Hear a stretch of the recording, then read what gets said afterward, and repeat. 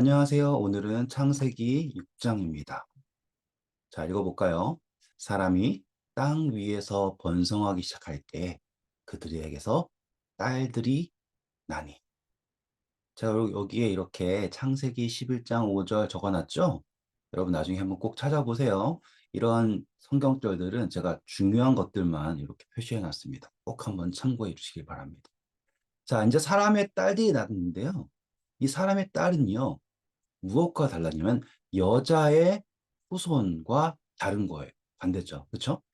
여자의 후손은 여자의 남자였잖아요. 그렇죠? 근데 여기서는 지금 사람의 딸이에요. 그러니까 남자의 딸. 반대죠. 그렇죠? 근데 보시면 하나님의 아들들은 그러면 이걸 어떻게 이해해야 될까요?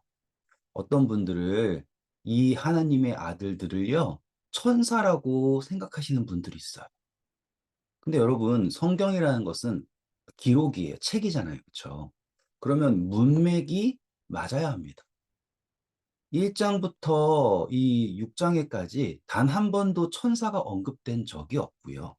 그리고 단 한 번도 천사를 하나님의 아들이라고 설명한 적도 없어요. 그러면 또 하나님의 아들은 예수님이 이것도 아니잖아요. 그렇죠? 근데 앞서 공부한 대로 4장 그리고 5장에 걸쳐서 가인의 족보와 그리고 5장은 아담의 족보가 나왔잖아요. 네. 바로 사람의 족보는 아마도 가인의 정신을 따르는 족보를 말하는 것이고요. 하나님의 아들들은 바로 5장에 나타난 하나님의 약속과 복과 그리고 이름을 전파한 아들들이라고 생각하시면 좋을 것 같습니다. 아무튼 이 하나님의 아들들이요. 하나님으로부터 받은 축복을 붙들지 않고 사람의 딸들의 아름다움을 보고 그러니까 사람의 아름다움이요. 자기들이 좋아하는 모든 여자를 아내로 삼았다. 자, 여기서 아내로 삼았다라는 거는 우리가 기억하셔야 돼요. 남자와 여자가 하나 된다예요. 꼭 기억하세요. 결혼한다는 것은 하나 되는 거예요. 그 성경에는요, 뭐 창기와 뭐 이런 것들 하나 된다라는 표현이에요. 그렇죠? 그래서 하나님의 아들들이 사람의 딸들과 하나 된다라고 하는 게 좋지 않겠죠. 그렇죠? 그래서 신명기에 보시면 7장 3절 4절이에요. 절대로 자녀를 다 이방 사람들과 결혼시키지 말라라고 나와 있어요. 이렇게 확인해 보세요. 그래서 하나님께서 이 상태를 보니 점점 하나님의 아들들이 보존이 될까요? 아니죠. 계속 사람의 모양으로 바뀌어가는 거예요. 그래서 3절은 이렇게 말합니다. 여호와께서 이르시되 나의 영이 자 여기서 나의 영은 하나님의 영이겠죠? 그럼 뭐라고 설명해야 될까요? 당연히 성령이라고 하면 되겠죠. 그렇죠? 영원히 사람과 함께 있지 아니하리니 이는 그들이 무엇이 되었습니까? 육신이 되었기 때문입니다. 이것을요, 쉽게 설명하면 다음과 같습니다. 여러분, 저희가 인간의 창조할 때 어떻게 설명했어요? 흙 더하기 생기는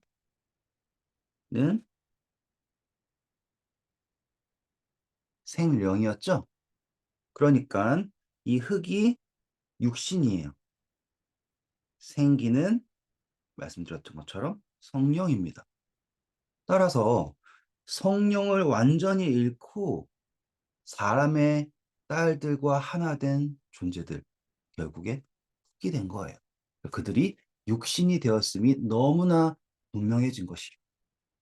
그래서 하나님께서는 그들에게 허락하실 수 있는 은혜의 기간이 이 120년이 되는 겁니다. 120년. 이 120년은 수명이 아니에요. 수명을 말하는 게 아니에요. 뭘 얘기하는 거라고요? 은혜의 기간이요. 이제 그들에게 남은 날들이 120년밖에 되지 않는다라고 설명하신 거예요. 근데요, 그 당시에 사람들이 과연 하나님의 말을 듣기를 원했을까요? 4절 볼게요. 당시에 땅에는 네피림이라고 하는 존재들이 있었습니다. 이 원어를 찾아보면 의미가 없다고 보시면 돼요. 그냥 뭐 거인이다라고 생각하면 되고요. 근데 이 사람 어떤 분들은 또 천사랑 또 사람의 딸들이랑 결혼해가지고 반천사 반인간 이런 사람들이 네피림, 그건 아니에요. 그거는 판타지 소설에 나오는 거고요. 이 네피림이라는 사람도 있었는데요. 그 사람들은 당시에 네피림이 있었고 그 후에도 하나님의 아들들이 사람의 딸들에게로 들어와 자식을 낳았으니 그들은 어떤 사람이라고요? 용사래요. 그리고 명성이 있는 사람이라고 했죠.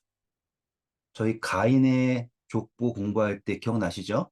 그들은 자신의 이름을 높였잖아요. 명성. 그 용사라는 사람은 뭐예요? 서로 싸우고 죽이고, 그쵸? 네. 그 당시에 얼마나 많은 전쟁이 있었을지를 살필 수 있는 거예요. 그리고 얼마나 많은 사람들이 자기의 명성을 위해서 살았는지를 볼 수 있어요. 그래서 그들이 스스로를 네피림이라고 칭한 겁니다. 이해하실 수 있겠죠? 네. 그래서 명성 있는 사람들이에요. 그러니 여기에서 하나님의 이름이 드러날 수 있겠습니까? 이들의 삶 속에서 어렵죠. 과연 이들이 하나님의 말씀을 들을까요? 그렇지 않죠. 여러분, 시간이 되시면 꼭 베드로 후서를 잘 읽어보세요. 왜 홍수가 일어났는지 아주 명확하게 설명하고 있습니다. 제가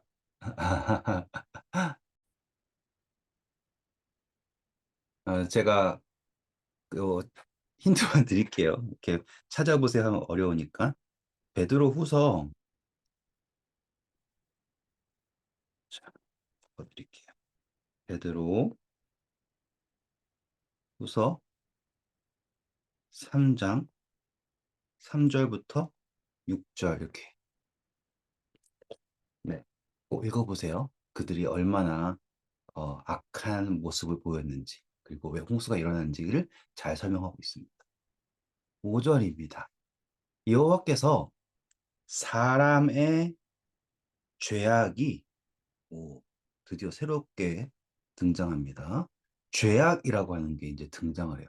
그전에는 어, 가인에게 죄가 내 문 앞에 엎드렸다라고 했잖아요. 근데 여기서 이제 사람이 죄악이 이제 세상에 가득해졌어요. 네. 불과 1000년도 안 된 이 시간 사이에 죄악이 세상에 가득함을 아시게 된 거예요. 그리고 또 그 다음 중요한 거는 이거는 결과잖아요. 근데 마음에 생각하는 것 자체가 다, 모든 계획 자체가 항상 악할 뿐임을 보시고, 마태복음 15장 19절에는요, 우리 이런 말씀이 있죠. 우리가 마음에 있는 것이 밖으로 나온다라는 표현이 있어요. 그러니 그 마음 속에 있는 생각과 계획이 악하면 결국에 밖으로 나타난 것은 어떨까요? 그렇죠. 그래서 그 당시에 세상은 죄악으로 가득 차 있었습니다. 이것을 보았을 때 하나님의 마음은 기뻤을까요? 당연히 그렇지 않겠죠. 성경은 뭐라고 기록하고 있냐면 땅 위에 사람을 지으셨음을 한탄하사 마음에 근심하시고, 또 다른 표현을 보시면 후회를 하셨다라는 표현도 가능하고요. 걱정을 하셨다라는 표현도 가능합니다. 이 땅에 사람을 두시고 나서 그들이 계속해서 악해져 가는 모습만 볼 때 하나님의 마음은 어떠했을까요? 제가 자식이 있으니까 그 마음을 조금이라도 이해할 수 있을 것 같아요. 이것은 자식을 미워하는 게 아니에요. 만약에 하나님이 사람을 미워했다면 그냥 사람을 없애버리시겠죠. 그럼 맞지 않습니까? 결국에 홍수로 지웠잖아요. 아니에요. 홍수의 목적은 사람을 지우기 위한 목적이 아니라 새로운 땅을 만들기 위한 것이 목적이에요. 그것을 한번 확인해 볼게요. 자, 7절이에요. 이르시되 내가 창조한 사람을 내가 지면에서 쓸어버리되. 사람으로부터 가축과 기는 것과 공중의 새까지 그리하리니 이는 내가 그것들을 지었음을 한탄함이니라 하시니라. 하나님의 마음이 어떠했을까? 그런데 참 중요한 게 나옵니다. 그러나 노아는 여호와께 은혜를 입었다. 여러분 성경을 읽으시다 보면 이러한 표현이 정말 많이 나와요. 여호와께 은혜를 입었다. 꼭 기억하세요. 왜 그러냐? 성경을 읽을 때 어떠한 표현이 나오잖아요. 그러면 그 표현이 가장 먼저 언급된 곳을 항상 확인하는 습관을 가지셔야지 돼요. 바로 요 단어가 여기에서 처음 나왔어요. 그러면 노아가 은혜를 입은 것은 노아가 잘나서 그랬을까요? 이런 것들을 확인하시는 거예요. 네. 그래서 여기에 은혜라는 단어가 처음 나왔구나. 그래서 노아가 어떻게 은혜를 입었을까? 자, 여기 보시면 이제 노아의 보세요. 족보가 나오죠. 아까 5장이 어떻게 끝났습니까? 노아의 탄생과 그의 자녀의 탄생으로 끝났죠. 그렇죠? 노아를 설명합니다. 이제 의인이다라는 단어가 등장해요. 아까 죄악이 가득하다고 했죠? 근데 성경은 노아를 의인이다 라고 표현합니다. 정말 설명하고 싶은 게 너무 많지만 일단은 읽어볼게요. 그리고 그것을 뭐라고 표현했냐면 완전이라고 표현합니다. 여러분 이것에 대해서 너무 부담스럽게 생각하시면 안 돼요. 내가 의인이어야 되고 내가 완전해야지 은혜를 입는가. 성경이 말하는 진실은 뭐냐면 하나님과 동행하면요. 그것이 여러분의 완전이고 그것이 여러분의 의예요. 기억나시죠? 5장에서 에녹도 역시 하나님과 동행했습니다. 그게 중요한 거. 자, 그에게는 아들이 셋이 있었습니다. 그 아들의 이름의 뜻은 찾아보세요. 셈, 함, 야벳이에요. 그리고 그때 온 땅이 하나님 앞에서 부패하여 하나님 앞에서는요. 이 단어의 뜻은 무슨 뜻이냐면 하나님을 대적한다라는 뜻이에요. 그 나중에 니므롯이 나타나는데요. 니므롯은 여호와의 사냥꾼 이 뜻인데요. 그 말은 여호와를 대적한다라는 의미로 보시면 됩니다. 부패하여 포악함이 땅에 가득한지라. 앞서 있던 이야기와 같은 표현이죠. 자, 하나님이 다시 보십니다. 부패하였다. 그리고 이 땅에 있는 모든 혈육이 있는 자의 행위가 부패하였다. 생명이 없다는 뜻이에요. 그렇죠? 근데 누구는 노아는 하나님과 동행하고 있습니다. 어떤 차이예요? 부패했다는 것은 하나님하고 동행하지 않고 스스로의 길을 달려가는 것. 그것이 부패예요. 막 살인하고 막 강간하고 막 나쁜 짓을 잔뜩 하는 게 부패하는 게 아니라 하나님을 거절하고 여기 보신 것처럼 성령과 함께 있지 못하는 삶. 그게 썩어가는 흙의 삶인 거예요. 13절입니다. 하나님이 노아에게 이 사실을 말씀하십니다. 이걸 또 기쁜 마음으로 설명해 드릴게요. 하나님이 노아에게 말씀하십니다. 여러분, 이 이야기가 얼마나 중요하냐면 하나님께서는 창조주세요. 주권을 가지고 계시고 제가 더 이상 부연 설명을 할 필요도 없어요. 그분이 하시는 것은 모든 것이 가능한 거예요. 그런데 하나님께서는요, 꼭 그분께서 하시는 모든 일을 그분이 은혜 베푼 자에게, 노아에게 말씀해 주십니다. 멋지죠? 이게 얼마나 큰 건지를 꼭 생각해 보셔야 돼요. 여러분들은 어떻게 생각하세요? 하나님이 굳이 꼭 말씀해 줘야 될까? 하나님이 의인과 악인을 구별하시고 심판하시는데 꼭 굳이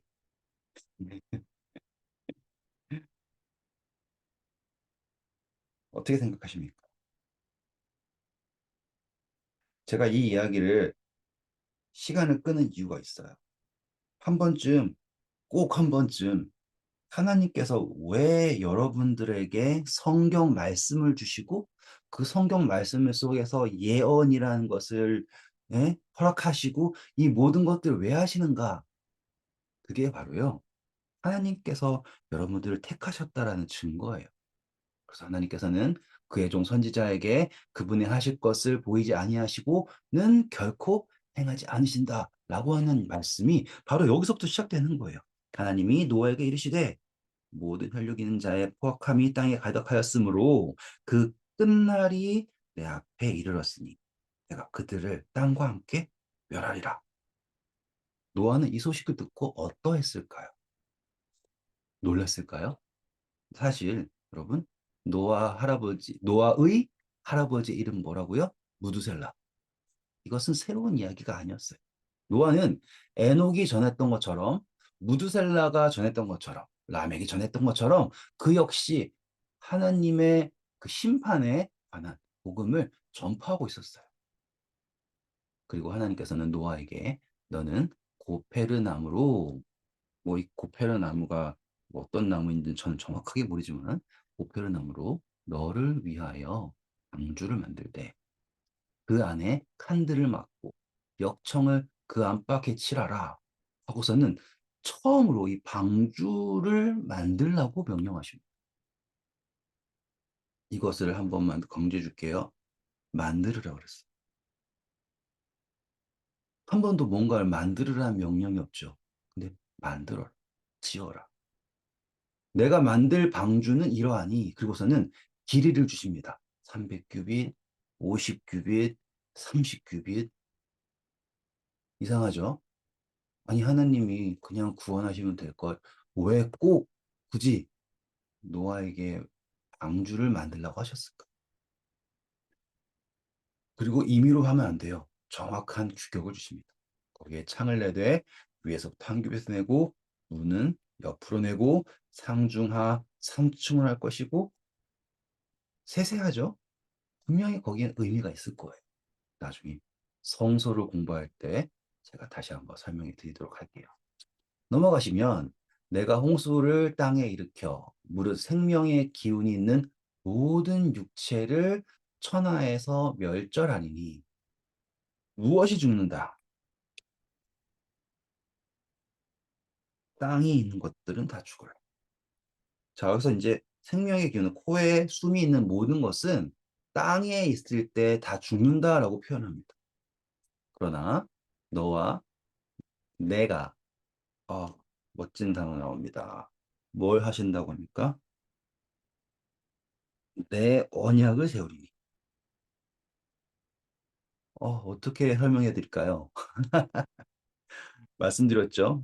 이 단어가 처음 등장하는 단어는 항상 중요하다. 너와는 내가 내 언약을 세우리니 너는 내 아들들과 내 아내와 내 며느리들과 함께 그 방주로 들어가고. 자, 이제 은혜를 넘어서요. 명령을 하셨습니다. 그리고 그 명령을 하시고 나서 그때 하나님이 언약을 세운 거예요. 근데 그 언약의 조건은 뭐냐면 지은 방주로 들어가야지 그 언약의 조건이 이루어지는 거예요. 그게 왜 그러냐? 언약이라는 것은 마치 계약과 같은 계약.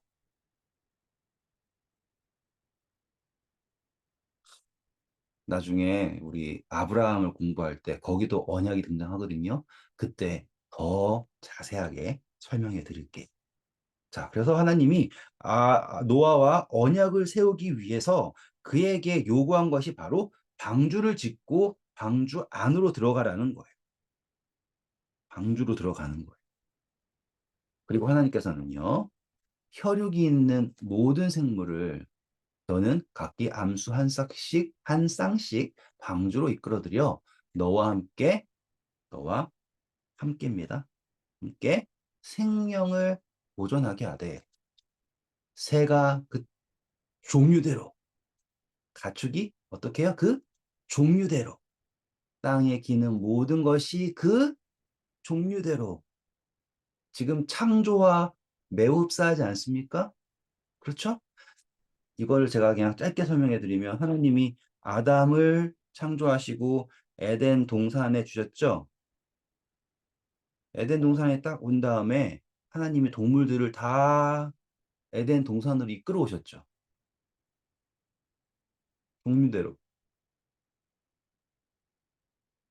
그리고 아담이 에덴 동산에서 동물에게 그 종류대로 이름을 주죠. 그게 아담이 통치자라는 것에 대한 증거였잖아요. 여기도 똑같이 하나님께서 모든 동물들을 노아에게 그리고 방주 안으로 종류대로 종류대로 종류대로 나와서 그 생명을 보존하게 합니다. 그리고 이 모든 생축들의 생명이 누구에게 맡겨진 바 되었습니까? 라는 것을 여기에서 보시는 거예요. 그래서 하나님께서 노아에게 명령하신 게 뭐냐면 너는 먹을 모든 양식을 내게로 가져다가 저축하라. 이것이 너와 그리고 너에게 생명에 맡겨진 모든 것들의 먹을 것이 되리라. 아, 이거 별표 쳐놓을게요. 보세요. 양식을 저축하라. 이야기 나중에 누구랑 나온 줄 아세요? 요셉 이야기와 연결됩니다. 똑같아요. 그러니까 성경은 같은 이야기가 다른 모양으로 반복된다고 보시면 돼요. 요셉도 그러지 않았습니까? 애굽에 포로로 팔려갔지만 거기에서 양식을 저축하고 있죠. 재밌죠? 노아가 그와 같이 하여 하나님이 자기에게 명하신 대로 준행하였습니다.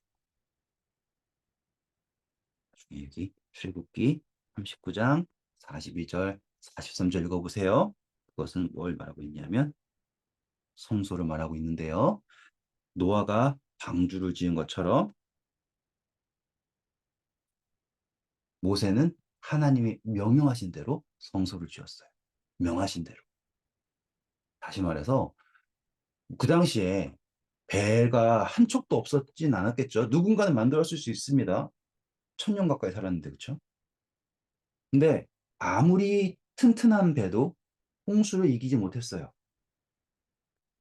노아 방주 생긴 거 상상해 보면 그냥 네모난 거예요. 뭐 특별한 기술이 있는 것도 아니에요. 하지만 하나님께서 명령하신 대로 순종해서 지은 방주는 이 세상을 뒤엎은 홍수를 견딥니다. 여러분, 여러분들은 오늘 어떠한 방주로 들어가시길 원하십니까? 감사합니다.